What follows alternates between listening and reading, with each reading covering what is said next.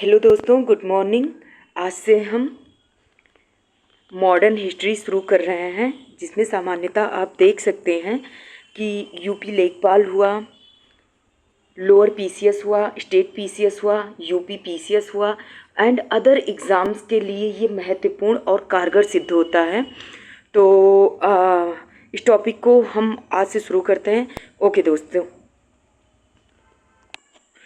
दोस्तों, भारतीय राष्ट्रीय आंदोलन 1885 टू 1947, जो कि आपके सिलेबस में, यूपी लेखपाल के सिलेबस में ये दिया गया है, अच्छे से मेंशन किया गया है। तो हम इसको डिटेल बेसिस पर यहाँ पर देखेंगे। तो दोस्तों, आप प्लीज़ कोऑपरेट करिएगा। चलिए ठीक है, आगे बढ़ते हैं। उदारवादी चरण, देखिए इसका चरण, इसको 3 भागों में बांटा गया। भारतीय राष्ट्रीय आंदोलन को एक उदारवादी चरण, चरमपंथी चरण एंड गांधीवादी युग।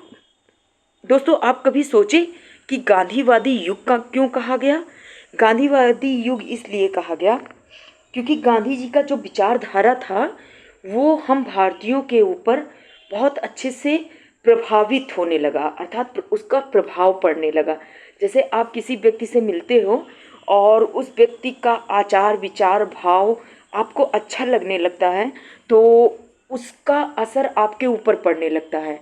तो वही गांधी जी का भी विचार था, जो जन मानस के ऊपर, लोगों के ऊपर पड़ने लगा। इसलिए उस युग को ही गांधीवादी युग के नाम से जाना गया। ठीक है दोस्तों, उदारवादी चरण अर्थात इसमें जो है हमारे जो उदारवादी अर्थात उग्रवादी ना होकर बल्कि उदारवादी आधार पर कार्यों का निर्वहन कर रहे थे। जैसे सपोज दैट आप मान सकते हैं कि हमारे लाल बाल पाल आपका जो है शॉर्टकट है, एंड अरविंद घोष, ये हमारे उग्रवादी नेता थे। और इन चारों को छोड़ करके जितने भी नेता होंगे वो आपके उदारवादी नेता होंगे। ठीक है दोस्तों, ठीक है, आगे हम बढ़ते हैं। फिर चरमपंथी चरण आप देख सकते हैं, जो कि 1909 से 1919। देखिए दोस्तों, आपको स्टेज भी पूछता है कब से कब का है। तो 1885 से 1905 तक हमारा उदारवादी चलता है, अर्थात जो है 1885 से 1905 तक हमारा उदारवादी चरण पर चलता है। क्यों 1905 तक ही चलता है दोस्तों? तो इसमें आप मेंशन कर सकते हो क्योंकि जब बंगाल का विभाजन होता है तो हमारे यहाँ जो उदारवादी नेता रहते हैं और उग्रवादी 1907 में जाकर जब सूरत अधिवेशन होता है तो दोनों लोगों का ब्रेकअप हो जाता है। एंड जो पेचअप होता है इन द सेंस, मतलब जो मिलन होता है दोनों का, उग्रवादी और उदारवादी, मुस्लिम और कांग्रेस का, तो वो 1916 में होता है। इसलिए दोस्तों 1905 तक ही उदारवादी चरण को रखा गया, 1985 है।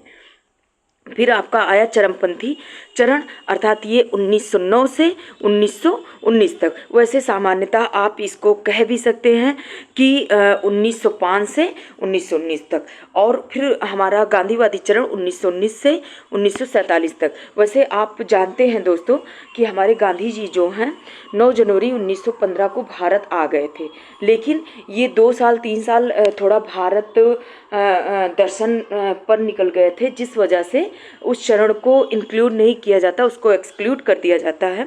इसीलिए जो गांधीवादी युग हमारा होता है वो 1919, जलियांवाला बाग हत्याकांड और विभिन्न प्रकार की ऐसे मतलब कांड होते हैं जो गांधी जी से जुड़े रहते हैं।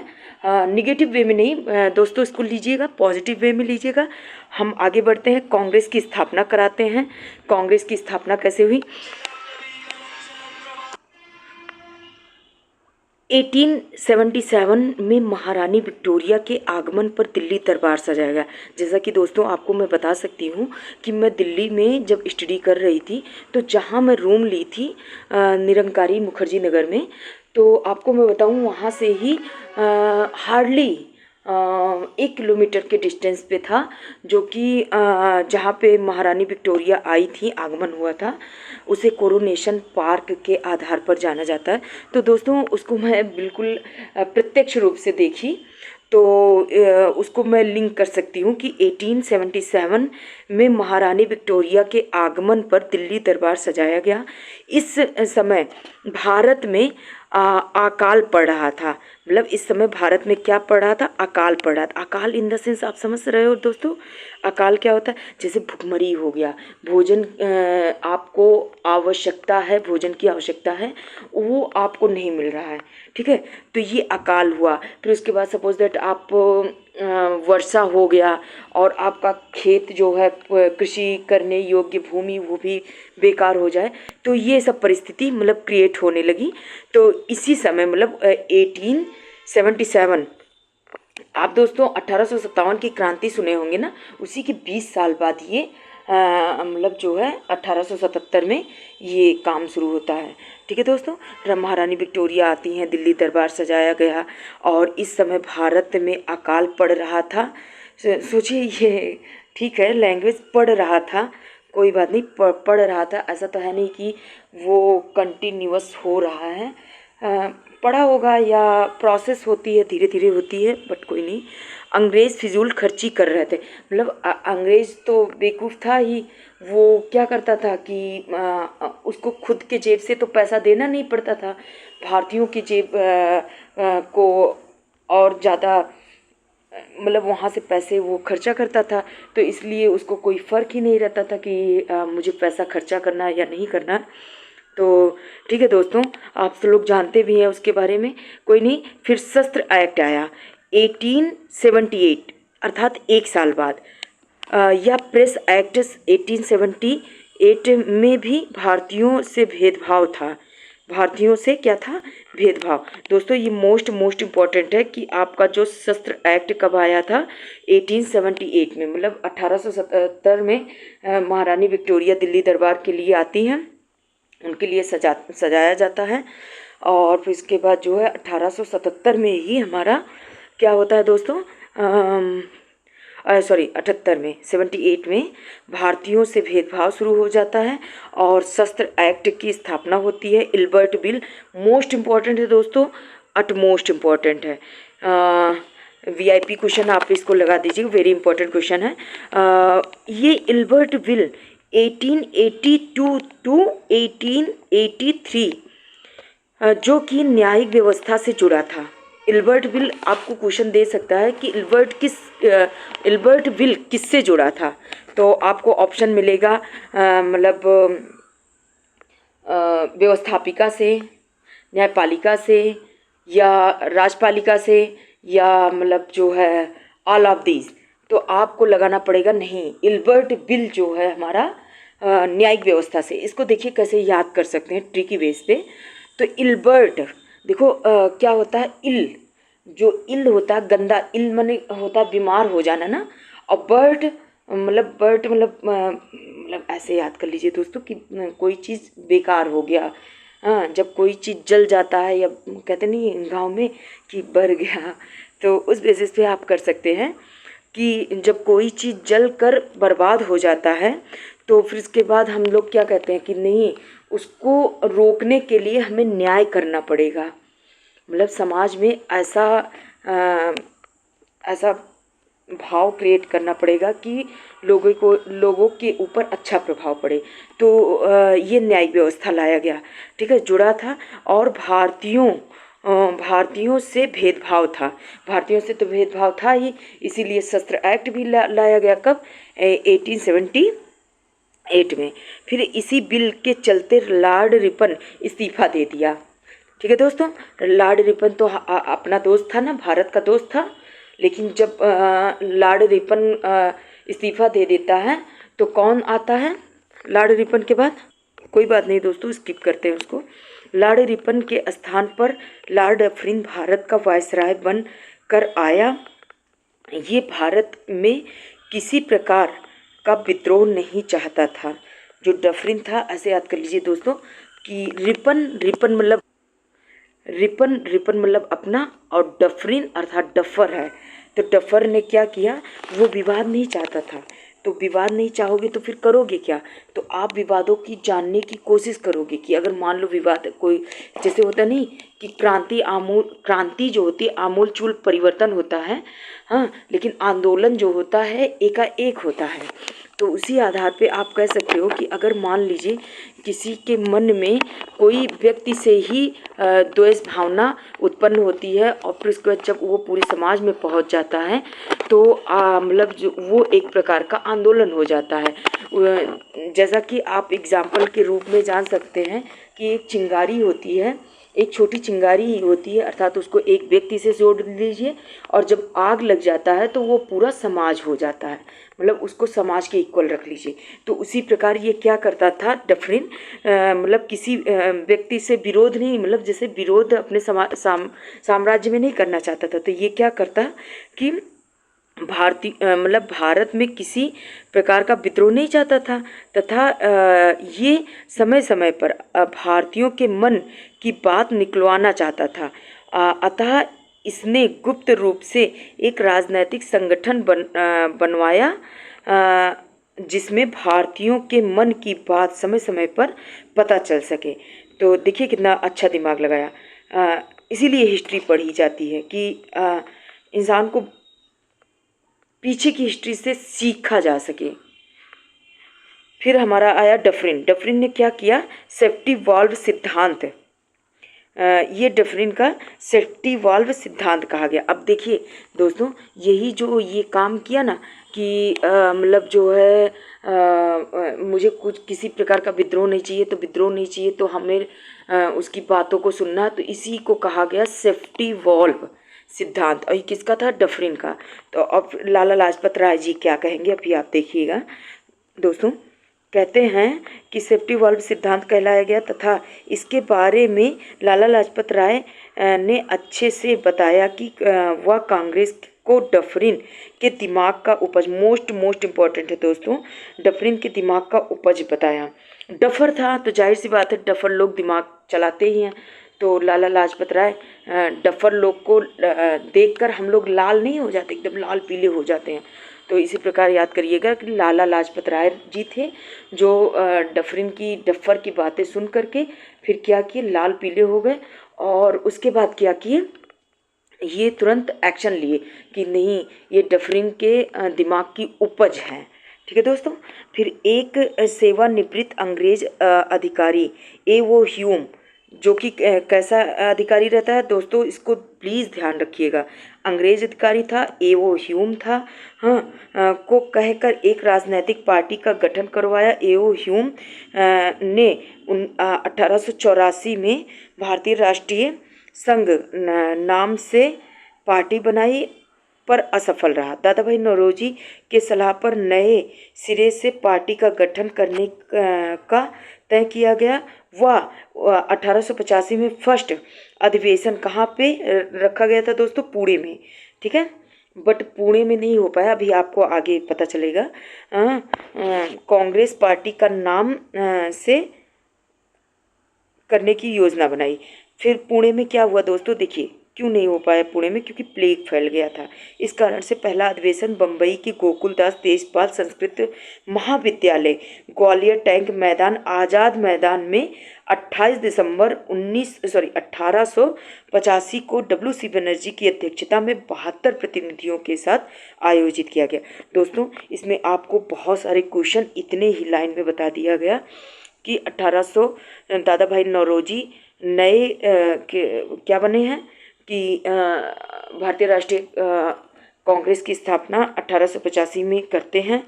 ठीक है, और पुणे में करते हैं, पता चला पुणे में प्लेग फैल गया तो वहाँ से उसको रिमूव करके कहाँ, बम्बई में किए।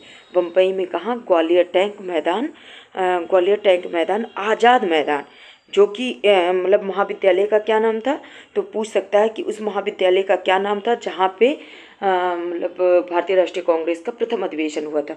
तो आप बता सकते हैं गोकुलदास तेजपाल संस्कृत विश्वविद्यालय। देखिए दोस्तों इसको ट्रिकी बेस पे याद कर लीजिए कि कोई भी अधिवेशन आप करोगे तो बहुत तेज होकर करोगे ना, तो गोकुलदास तेजपाल संस्कृत महाविद्यालय।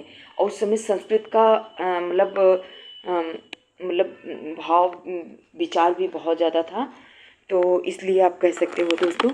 ठीक है, फिर दोस्तों आगे हम चलते हैं। फिर कह रहे हैं कि और कितने प्रतिनिधि थे, 72 प्रतिनिधि, 28 दिसंबर 1885। और दोस्तों ये भी आप जानते रहिएगा कि ये जो कांग्रेस का अधिवेशन होता था हर साल होता था, तो ये साल के हमेशा लास्ट महीने में ही होता था। तो इसलिए अगर आपको ऑप्शन मिले और महीने के बेसिस पर पूछे तो आप नियरेस्ट नवंबर दिसंबर तक ही लगाइएगा। आगे हम चलते हैं। वैसे मतलब देख भी लीजिएगा, कुछ मतलब 100% नहीं है ये सत्य, आपका मैं 95% बोल सकती हूँ। आगे चलते हैं। कांग्रेस का संस्थापक एओ ह्यूम। अब देखिए वन लाइनर आपका आ गया।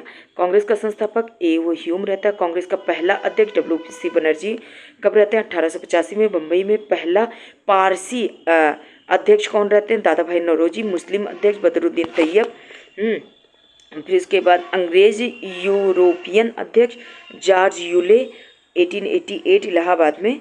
हाँ, फिर वेडरबर्न 89 में। फिरोज शाह मेहता 80 मतलब देखिए दोस्तों ये इतना इम्पोर्टेंट उतना नहीं है, बस आप थोड़ा सा इसका शहर जो है शहर याद कर सकते हैं। आपको मैं ट्रिकी बेस पर बताऊं, इसको मैं याद की हूँ।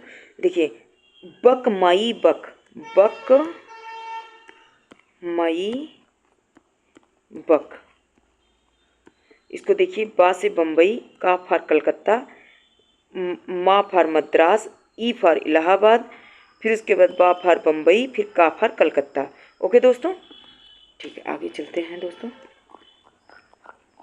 ठीक, सॉरी।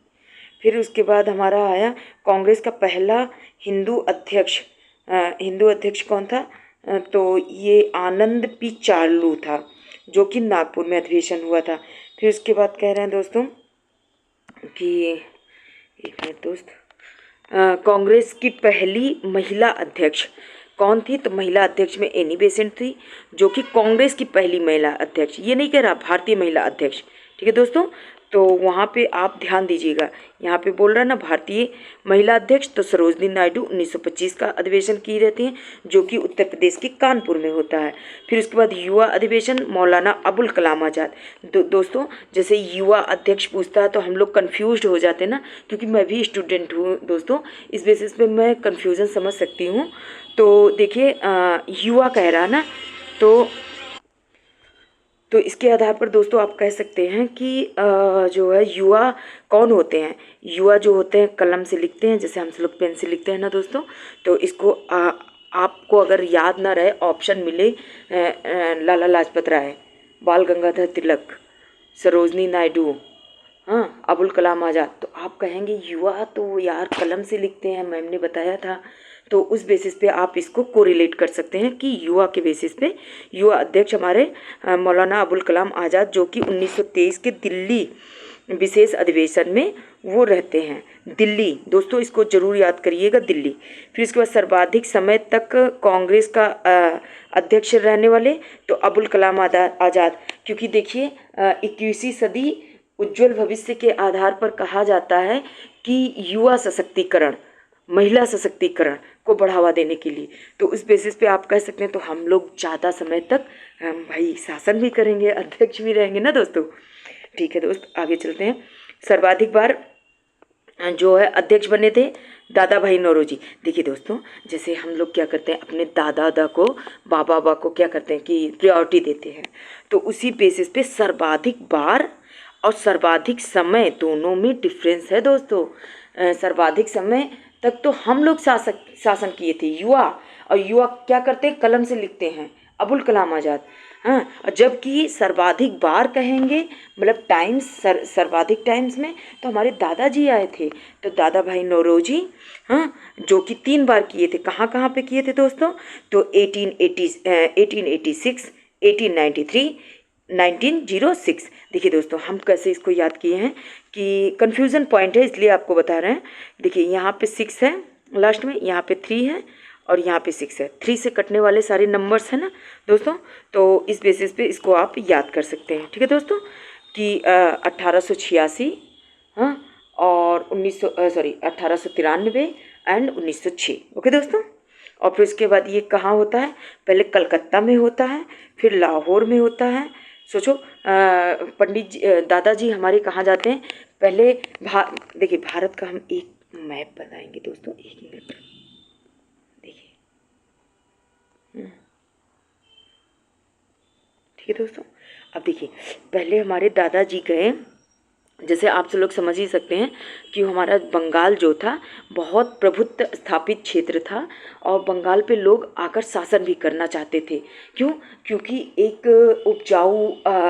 उपजाऊ जगह था एंड वहाँ पे वोट वगैरह भी अच्छे से आ सकता था। तो इसके बेसिस पे क्या हुआ दोस्तों कि पहले दादाजी हमारे गए बंगाल, बंगाल मतलब बंगले पे गए। फिर उसके बाद दादाजी हमारे गए कि पोते से मिलने पाकिस्तान, मतलब आप ऐसे कह सकते हैं पाकिस्तान से मिलने लाहौर गए। फिर लाहौर के बाद अब घर तो आएंगे ना दादाजी हमारे, तो फिर से कलकत्ता हमारे आ गए दादाजी, मतलब बंगले पे फिर से आ गए। तो पश्चिम बंगाल की राजधानी क्या है? कोलकाता। ठीक है दोस्तों, कन्फ्यूज़न नहीं होगा ना दोस्तों। ठीक है, आगे हम चलते हैं दोस्तों। फिर हमारे देखिए हमारे दादाजी के बाद हमारे चाचा जी प्रायोरिटी होते हैं ना। तो पहले दादाजी सर्वाधिक समय तक मतलब वो किए, मतलब दोनों इक्वल बेसिस पे, ऐसा नहीं है। हाँ, फिर उसके बाद सेकेंडरी हम लोग चाचा को देंगे। तो चाचा कब किए? 1929 के लाहौर अधिवेशन में एंड 1936 में किए, फिर 1937 में किए। तो दोस्तों 1 मिनट मैं इसको थोड़ा रफ करूँगी। ओके, कहते हैं कि दादाजी की कहानी हो गई ना कि बंगले से गए लाहौर, लाहौर से फिर अपने बंगले पे आए अर्थात कोलकाता, फिर लाहौर, फिर कोलकाता। अब हमारे चाचा जी आ गए पंडित जवाहरलाल नेहरू। ठीक है, इनको चाचा नेहरू के नाम से भी तो जाना जाता, हम लोग छोटे थे दोस्तों। इसी प्रकार मतलब चाचा नेहरू कहा जाता था। मेरे खुद के चाचा थे तो मुझे लगता था यही चाचा नेहरू पंडित जवाहरलाल नेहरू ही है और इनकी जय बोली जा रही है। लेकिन नहीं पता था दोस्तों, छोटे थे। अब धीरे धीरे पता चल रहा है, कोई बात नहीं, बहुत अच्छा, सब कुछ अच्छा पता चलेगा। फिर हमारे आए पंडित जवाहरलाल नेहरू जो कि 1929 में लाहौर अधिवेशन। हाँ, अब देखिए चाचा जी जो है हमारे वो पहले ही चले गए लाहौर, मतलब पोते के पास पहले ही चले गए, पाकिस्तान पहले ही चले गए। फिर वहाँ से आए लखनऊ अर्थात उत्तर प्रदेश। दोस्तों एक बार मैं फिर से छोटू सा बनाऊंगी। ठीक है, पहले हम चाचा जी को भेज दिए पाकिस्तान, और पाकिस्तान में कहाँ? लाहौर। ओके दोस्तों। फिर उसके बाद यहाँ से हम उत्तर प्रदेश इनको ले आए। फिर उत्तर प्रदेश के बाद मैं फैज़पुर ले आई। फैज़पुर कहाँ है दोस्तों? फैज़पुर एमपी में है। ठीक है दोस्तों। ओके, फिर 1937। वैसे फैज़पुर ना याद करिए, कोई दिक्कत नहीं है, वैसे 36-37 आप याद कर लीजिएगा, अच्छा रहेगा आपके लिए। ओके दोस्तों, सॉरी 1 मिनट। ठीक है दोस्तों, अच्छा आगे बढ़ते हैं। फिर कह रहे हैं कि गांधी जी ने पहली बार किस अधिवेशन में भाग लिया था? मोस्ट इम्पॉर्टेंट है दोस्तों, अधिवेशन में भाग लिया था, ना कि अध्यक्षता निभाई थी। इसको आप ध्यान रखिएगा दोस्तों, मोस्ट इम्पॉर्टेंट क्वेश्चन है। 1901 में देखिए दोस्तों, हम आपको बताएं मेरे फ्रेंड लोग जो दिल्ली के हैं तो उसमें ऐसे ही क्वेश्चन आता है, तो मतलब आया था और मैं ग्रुप में थी, जैसे हम लोग ग्रुप में अपना मेंस का आंसर राइटिंग भी करते थे। तो ऐसे ही क्वेश्चन आ गया प्रीलिम्स बेस पे, क्योंकि यूपीएससी का एग्ज़ाम था हम सबका। तो हम लोग बोले कि ठीक है भाई क्वेश्चन किया जाए। तो जब क्वेश्चन करने लगे तो पता चला भाई गांधी जी कब आए थे और मतलब जो है अधिवेशन में भाग लिए थे जो 1885 का हो रहा था, भारतीय राष्ट्रीय कांग्रेस का अधिवेशन। तो मैं तो भाई तुरंत बता दी कि 1901 में जो है गांधी जी आए थे। तो फिर उसके बाद सब लोग बोले नहीं, ऐसा नहीं हो सकता, क्योंकि गांधी जी 1924 में ही मतलब अपनी अध्यक्षता। हम कहे भाई नहीं, तब फिर उसके बाद तो ये है दोस्तों, थोड़ा सा ये क्वेश्चन पूछता है, थोड़ी हिस्ट्री बहुत डिटेल है, कोई बात नहीं। तो देखिए एडी वाचा, अब वाचा को ऐसे जैसे हम लोग एक वचन देते हैं ना, तो वाचा से एक वचन 1901 में अधिवेशन हुआ था। तो वाचा अगर मान लीजिए अध्यक्ष पूछ लिया तो एडी वाचा बोलिएगा, और अगर बोलेंगे गांधी जी किस अधिवेशन में आए थे तो आप बताइएगा 1901 के अधिवेशन में। ओके दोस्तों, आगे हम चलते हैं। अफ्रीका से लौट कर गांधी जी ने पहली बार किस अधिवेशन में भाग लिया? तो लखनऊ अधिवेशन। देखिए दोस्तों, मोस्ट मोस्ट मोस्ट इम्पॉर्टेंट है, VIP question, very important question. Africa से लौट कर जब गांधी जी आए, हाँ आए गांधी जी पहली बार किस अधिवेशन में भाग लिया था? तो लखनऊ अधिवेशन 1916 में। और अध्यक्षता कौन किया था? ये भाग लिए थे, देखिए दोस्तों, इसमें फिर भाग लिए हैं। देखो, एक बार भाग लिए 1901 में, एक बार भाग लिए 1916 में, और अध्यक्षता कौन किया था? AC मजूमदार। मोस्ट इम्पॉर्टेंट है दोस्तों 1916 का लखनऊ का कांग्रेस अधिवेशन। क्यों? क्योंकि दोस्तों इसी समय हमारा जब सूरत अधिवेशन 1907 में हुआ था, तो उस समय क्या होता है कि जो हमारे मतलब दोस्तों क्या होता है, जो गरम दल और नरम दल होते हैं सेपरेट हो जाते हैं, कांग्रेस और मुस्लिम लीग अलग हो जाते हैं। लेकिन ये 1916 का जो लखनऊ का कांग्रेस अधिवेशन होता है दोस्तों, इसमें हमारे मतलब दोस्तों के बीच में जो हमारे दोस्त थे, क्या नाम था उनका, मुस्लिम और कांग्रेस एंड आपका गरम दल और नरम दल दोनों का मतलब जो है पेचअप हो जाता है। पेचअप इन द सेंस मतलब दोस्त बन जाते हैं फिर से। ठीक है दोस्तों, ठीक है। फिर उसके बाद एकमात्र अधिवेशन में गांधी जी अध्यक्षता किए थे, तो बेलगांव अधिवेशन 1924। ओके दोस्तों, हमारा मतलब टास्क नहीं, ये कंप्लीट हो गया। सेकंड मैं आपके लिए लाऊंगी। Thank you so much.